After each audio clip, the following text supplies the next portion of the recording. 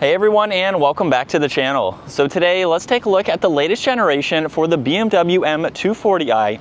This model is finished off in mineral white metallic, and with a few options, MSRP is just over $61,000. You have quite a lot of ways that you can spec this performance sports car. And we'll start underneath the hood, where this is powered by the 3-liter inline 6-cylinder turbocharged engine.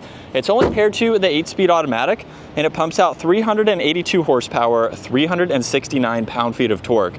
This model here is rear-wheel drive. However, all-wheel drive is available, and it'll do 0 to 60 in just over 4 seconds. And as far as fuel economy goes, you're looking at 23 in the city and 32 out on the highway.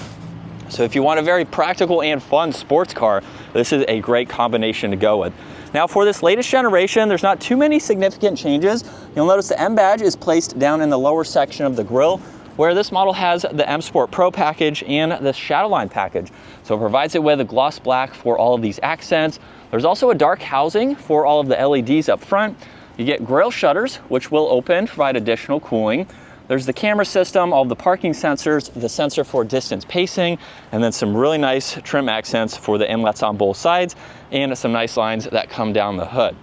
Now this model also has the gloss black wheels with the red M Sport brake calipers. You'll notice gloss black for the power folding side mirrors, where there's a camera and a turn signal. It's also on all of the window trim, and this is spec'd with the sunroof. You'll notice the flush design for the door handles and some really nice lines that flow down the side. Not quite as beefy as the M2, but it still gives it somewhat of a mini wide body design, especially with that lower side skirt there. And then this also has gloss black for the spoiler. It's on the middle section of the diffuser there. There's the dual exhaust, all of the parking sensors, backup camera, and a dark housing for those LEDs. Now this also has remote start, so simply triple tap the lock button and it will start up. Of course, you can use that same process to shut it off as well. You can use the control on the key fob or the electronic release underneath to gain access to your cargo space. Now there's no power trunk lid for this here, but you'll notice pretty good amount of space in the back. You can fold the back seats down. There's no storage under the floor, but you have a pretty good amount of space for any items that you may have. Now as we work our way to the interior, this model gets more of the red accents. You'll notice it's on the door panel itself, where there's window controls, side mirror adjustments, memory seats, Harman Kardon for the audio. There's also a trunk release, more storage, and this neat pattern in the back of the door panel there. Now there's the M badge down below, and then this has the upgraded full leather seats with this really nice subtle two-tone design. There's one manual control for the leg support, and then the rest of the automatic adjustments on the side. Now there's also another manual release in order to gain access to the back seats. So from there, the seat will automatically move forward, which is nice to see. Now this is a 4-seater. You're not buying it for a full-time 4-seater. However, you do have practicality to place adults in the back, where you'll notice you could move this up for more legroom, but you have vents in the middle, storage here. At 5'10", I am just barely touching the headliner. So I could ride around town, maybe not go on a long road trip. If you're shorter than me, it's going to be pretty comfortable to sit in the back. So if you maybe have a car seat, you have some smaller kids, and you still want a fun, practical vehicle, this is a great option to go with. And then as we hop in, this gets a flat bottom design for the leather steering wheel with more red accents, all of the brushed aluminum accents as well.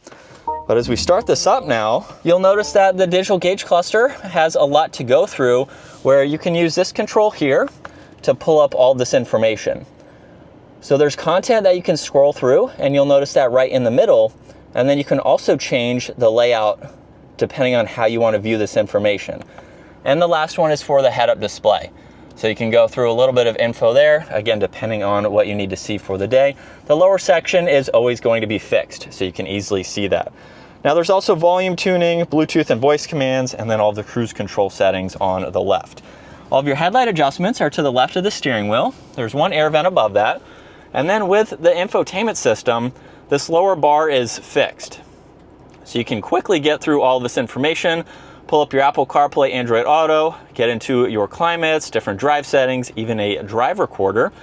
The home screen has a split view, which is nice to see. And then you have climates, navigation, music, And this model has heated seats, a heated steering wheel, and temperature adjustments for driver and passenger. Now there's this optional trim accent, along with some ambient lighting, air vents, volume tuning, hazards, and then some defrosters. When you open up this lid, you get access to your cup holders, auxiliaries, and wireless charging. And you don't have to use this as a touchscreen system. So you can use all of these shortcuts to quickly activate all of this and to go through it. And then this is how you put it into reverse. So with the optional 360 camera system, you get automatic parking, backup assistance, and then you have no shortage of visibility issues. You can see around the entire vehicle and even have some more top-down views. Now, if you put it into drive, push on this camera button, you can pull up the forward angle in full screen. From drive, you can go back into sport mode to activate the paddle shifters, and then park's located just behind that. Now there's also traction control, parking sensors, engine start stop, and a few different driving modes. So this will not only change the exhaust, but your throttle response too.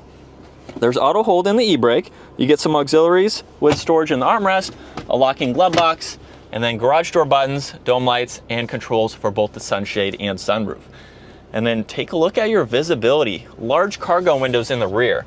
You can even see out of the back window too. So you have plenty of visibility for this sports car. And with a minor acceleration, we can get up to speed. Paddles are very responsive too.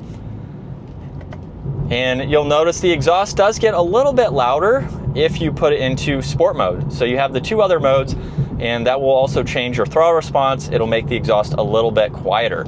So just depending on the type of driving that you are doing, you have a few different configurations, which is nice. But this is what it's like to be behind the wheel for the M240i. It's a fantastic car. There's also a lot of modding potential. From the factory though, it's a fantastic vehicle, but if you are interested in some 240 parts, we do carry them on our website. So you can check out brosforspeed.com, where you can follow along with the Supra build. It's gonna be somewhat similar to this.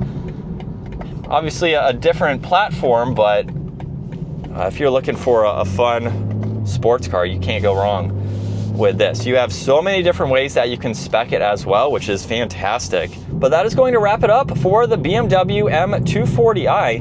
Once again, huge shout out to Hendrick BMW Northlake for providing this for me today. Take a look at their website, give this video a huge thumbs up if you enjoyed it, and consider smashing that subscribe button so you can stay up to date with our daily uploads. I will see you all in the next video.